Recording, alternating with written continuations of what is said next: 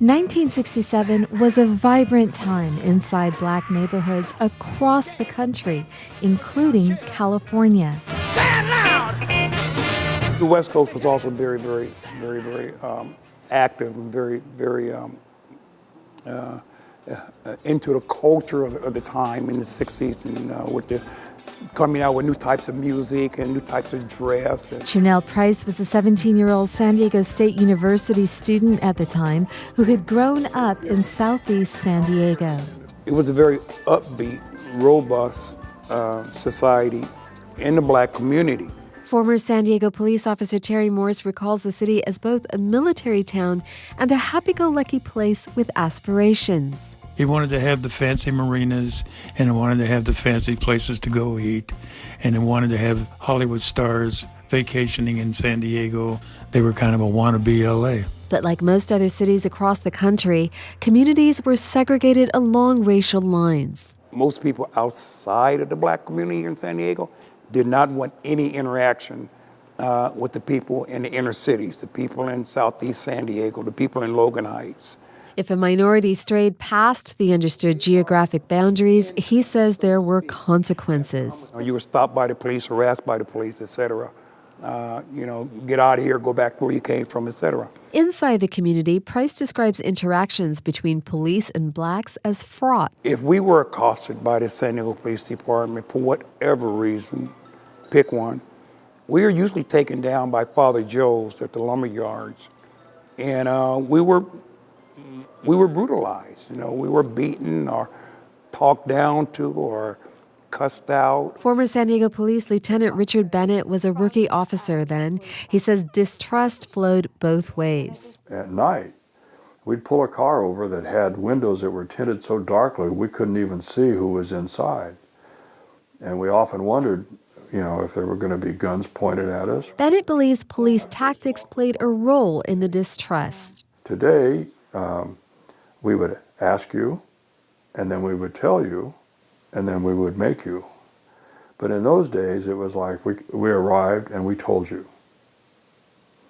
And people resented that, and I can understand why. It's against this backdrop that the San Diego Black Panther Party was formed. I was immediately attracted to it because it allowed me an opportunity to help the black community. He says police brutality was not the sole reason for opening a local chapter. We were also suffering from a lot of social, economic, and political inequalities. Price says the local Black Panthers provided meals for the elderly, opened health clinics, and served food to the homeless. And they started a breakfast program for children.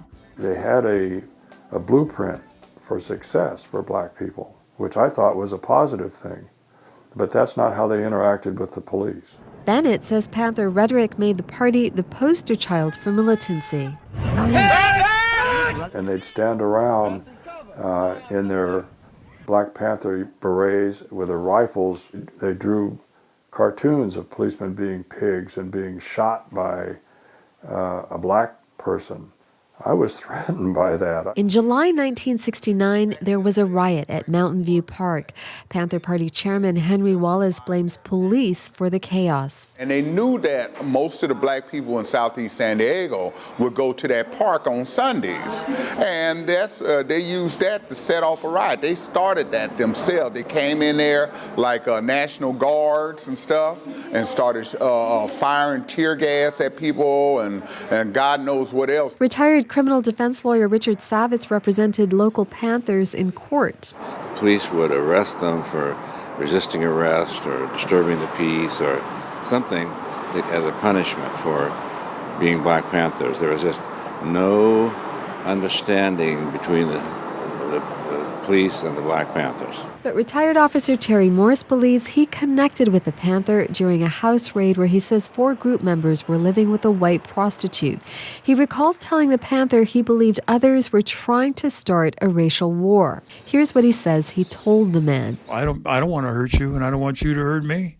I reminded him that in the time he had known me, he'd never seen me hit anybody other than social backtalk between Panthers and us. Another memory he can't shake is the feeling he got early one Sunday morning as he was closing out his graveyard shift.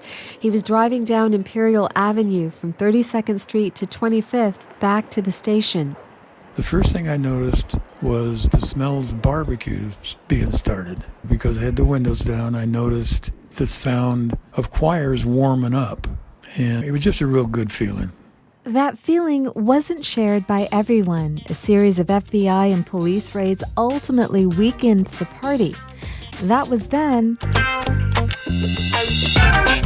This is now. The San Diego Black Panther Party is reuniting. Amita Sharma, KPBS News.